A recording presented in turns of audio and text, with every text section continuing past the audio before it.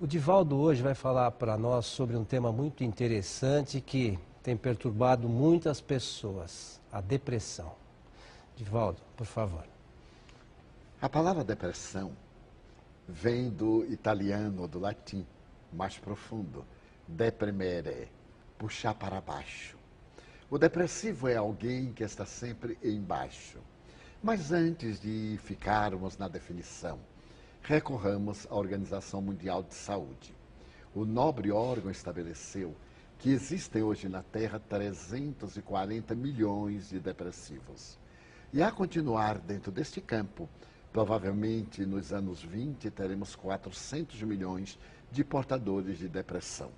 Numa obra notável publicada nos Estados Unidos, um pouco antes do 11 de setembro, intitulado O Demônio do Meio-Dia, por um jornalista fantástico do The New York Times, o senhor Solomon. Ele diz que a depressão é um tormento inimaginável, ele é um deprimido crônico, e que existem aproximadamente nos Estados Unidos 200 terapias alternativas, fora as terapias clássicas, a psiquiatria, a homeopatia, a fitoterapia, a hipnose e etc. Então a depressão tornou-se uma pandemia. Podemos dizer, sem o menor erro, que vivemos a época da depressão. E a Organização Mundial de Saúde estabeleceu que existem fatores psicossociais. Por que a depressão cresceu tanto na atualidade? Então os psicólogos dizem, por causa da solidão, da ansiedade e do medo. Sim, claro, são 3 fatores preponderantes no desencadear da depressão. Mas se nós continuarmos na análise da depressão, vamos ver que os sábios e os mestres gregos que iniciam a medicina ocidental estabeleceram que a medicina era a única que poderia compreender esses dramas. E então apresentou aqueles fatores básicos que são responsáveis pelas doenças humanas. Então eles se referem ao sangue, a todas as manifestações de natureza amarela, negra, a bilis negra, a bilis amarela, a fleuma. E dizia mesmo que a bilis negra era uma herança de Adão. Que curioso, mitológico, porque nós herdamos da desobediência de Adão a problemática do conflito, a culpa. No século II do cristianismo, a depressão, melancolia, passou a ser chamada como assídia ou assédia.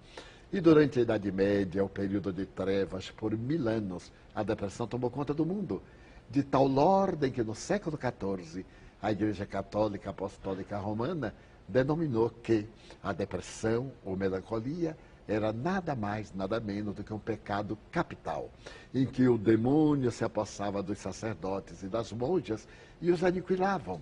Aliás, a tese é curiosa, porque os gregos diziam que a depressão, a melancolia, era um castigo divino. Mas Aristóteles, examinando a vida de Sócrates e de Platão, diz que periodicamente eles entravam em melancolia quando eram inspirados pelos deuses. Que peculiar! Então os deuses puniam com a melancolia e inspiravam através da melancolia. É, portanto, uma vertente muito curiosa e voltaremos a ela dentro de alguns instantes. A melancolia prossegue e Paracelso é o primeiro médico a pensar seriamente na melancolia. Ele propõe que se leve os pacientes melancólicos a lugares alegres, o que a medicina moderna psicoterapêutica não concorda. Será mais tarde Shakespeare que nos dará a visão da melancolia profunda no Hamlet, o jovem sempre de negro, o jovem lamentando, fazendo perguntas conflitivas, ser ou não ser, morrer, dormir, sonhar, quem sabe, e suicidando-se depois. Romeu e Julieta, o suicídio duplo, e assim por diante. Mas por volta do fim do século XVII para XVIII, aparece na língua inglesa por primeira vez a palavra depression, da qual nós teremos a depressão. E logo depois, graças a Harvey, que conseguiu detectar o nosso sistema circulatório, o cérebro passou a ser examinado melhor. E descobriu-se que o cérebro era portador de umas células muito especiais. Como eram células diferenciadas, acreditaram que nervosas, deram-lhe o nome de neurônios. E esses neurônios têm uma cauda, e eles chamaram de axônios. Muito bem, mas não sabiam a finalidade. Foi no século XIX, a partir das experiências de Broca, que identificou o centro da palavra, as pesquisas notáveis na Salpêtrière, com Jean-Martin Charcot, Freud, Charles Richer, que irá pesquisar a metapsíquica e conclui que os mortos voltam em uma frase, que o cérebro passou a ter dignidade. A psiquiatria libera-se um pouco da fisiologia e vão surgindo os pródromos da psicologia. Aliás, Allan Kardec, quando publica a revista Spirita, no dia 1º de janeiro de 1858, ele coloca Revista de Estudos Psicológicos. Que previsão notável tinha este homem extraordinário. Mas o século XX irrompe com o Dr. Emílio Krepeli, o psiquiatra alemão, que, observando os melancólicos, percebeu que tanto entristeciam como alegravam-se. E ele criou a depressão bipolar. Será esse mesmo Emílio Krepeli quem vai estudar a esquizofrenia e diz que a esquizofrenia, mente dividida, cérebro dividido, era responsável por esses fatores muito perturbadores e chama demência precoce. Mas Freud, a quem tanto amamos, no ano de 1900 publicou um livro peculiar, Melancolia. Ele dizia que a melancolia resultava da perda. E dizia a perda de um relacionamento, a perda do emprego, a perda da saúde, a perda de um objeto de uso, a perda de dinheiro, a perda de alguém quando morre. E aí eu não concordo com Freud. Porque pessoas, quando morrem, não se perdem. Morrem, falecem, desencarnam. Então, abre o espaço. Ele diz, a tristeza é normal. Se o indivíduo fica triste até 4 semanas, é normal. Se ultrapassa, é patológico. Mas a ciência não entendia ainda como isso se dá. Nos anos 40, os neuropsiquiatras descobriram que nós possuíamos 5 bilhões de neurônios cerebrais e que esses neurônios não se repetem e morrem 15 mil por dia, o que equivale a dizer, aos 40 anos, o indivíduo já era velho, não tinha memória, não tinha disposição para nada. E se estabeleceu a idade mental entre 45 e 50 anos, quando a mulher entrava no climatério e logo depois, quando o homem experimentava as suas transformações sexuais. Mas nos anos 50, graças ao advento dos microscópios eletrônicos, constataram os cientistas que nós temos 50 bilhões de neurônios. E que esses neurônios não se repetem. Mas quando eles morrem, os que sobrevivem substituem-nos por causa daquela cauda do axônio. Ela se ramifica, dendrite, palavra grega que significa árvore ou ramagem, e as neurocomunicações dão-se naturalmente. Nos anos 70, com o avanço da óptica e da tecnologia, se constatou que nós possuíamos 75 bilhões de neurônios. Então podem morrer os neurônios que quiserem, não farão falta se mantivermos a nossa vida mental ativa. E isso é notável, porque a própria ciência reconhece que a mente não é fruto dos neurônios. Ela é algo à parte, transpessoal. E é ela que conduz os nossos neurônios, produzindo naturalmente a produção, aliás, proporcionando a produção de determinadas partículas, porque se acreditava que essa transmissão era elétrica. Mas nos anos 60 descobriu-se que esses neurônios produziam substâncias chamadas neuropeptídeos e classificaram 63 mais ou menos até o momento. Foi então que se descobriu que nós somos vítimas ou somos aquinhoados por 3 substâncias fantásticas: dopamina, serotonina e noradrenalina. Ora bem, quando nós temos muita dopamina, nós ficamos esquizofrênicos. Quando temos pouca, síndrome de Parkinson.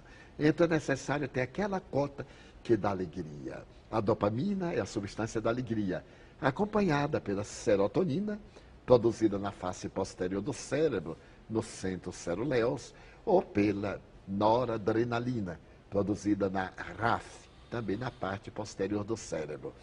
Então, os cientistas descobriram que a carência dessas substâncias produz a depressão. Mas por quê? Porque há 2 tipos de fatores. Os fatores hereditários, que eles chamam endógenos, internos, a hereditariedade. Se alguém é filho de um depressivo, tem 30% de ser depressivo também. Então a depressão é fisiológica. As enfermidades infecto-contagiosas, a sífilis, o mal de Hansen, hoje a AIDS, as doenças degenerativas como Alzheimer, a síndrome do pânico, etc., levam-nos a esse transtorno depressivo profundo. Mas há outros fatores que são chamados psicossociais. Por exemplo, a solidão, muito bem. O medo, perfeitamente. A ansiedade. Nós vivemos o período da ansiedade. Estamos sempre desejando encontrar-nos onde não estamos. O medo. Quem hoje no mundo não tem medo não é um problema do Brasil. Eu viajo muito, peço licença para dizê-lo, e em toda parte o medo está presente. Quando chegamos na Rússia, há menos de um mês, a primeira coisa que nos disse o intérprete foi: não saiam a sós, para não serem assaltados. Saiam em grupos. Passando em Paris de volta, já estivemos lá este ano, o nosso amigo diretor descuidado. O número de furtos e roubos e agressões em Paris é incrível agora no verão, porque estamos com alto índice de turista, principalmente do leste europeu. Então é um problema de desequilíbrio da criatura humana. Nós vivemos um momento de medo, medo de perder o emprego, medo de perder a afetividade, medo da doença, medo da morte. Mas esses fatores psicossociais contribuem também para a depressão psicológica. Mas o que aconteceu? Houve um progresso da farmacologia e os cientistas descobriram que podiam sintetizar essas 3 substâncias e aplicá-las. Um paciente depressivo deve recorrer ao seu psiquiatra, caso a depressão seja fisiológica. Se ele tem na família alguém, se, por exemplo, seus pais são depressivos, ele terá 70% de possibilidade de ser depressivo também. Ele então deve fazer uma preparação, uma terapia preventiva. Mas se ele entrar no surto, que pode ser lento e que pode ser de um golpe. Mas como saber que o indivíduo está com depressão? Existem síndromes, sintomas, a insônia, os episódios de insônia. A pessoa dorme, acorda e não dorme mais. Aquele estado de amolecimento, quando chega a hora de levantar, é a hora que vem o sono. A indisposição, o excesso de apetite ou a falta dele, o desinteresse pela vida, a perda da afetividade. Porque essas 2 substâncias, serotonina e noradrenalina, são as responsáveis pelo nosso afeto. É comum os familiares do depressivo dizerem: não me ama mais. Mas não é ele, são as substâncias que fixam a afetividade. O espírito ama, mas a aparelhagem não está produzindo as substâncias correspondentes. Então o indivíduo entra neste golpe de angústia, de tristeza, que pode ser lento ou que pode ser de um momento para outro, chamado surto depressivo. A depressão é perversa, porque nós temos a depressão infantil, juvenil, adulta, senil. Temos a depressão pré-parto, a depressão pós-parto. Temos a depressão sazonal.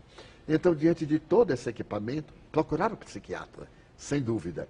E ele nos indicará o psicólogo, nos indicará o psicanalista, ou nos indicará, talvez, o centro espírita. Por quê?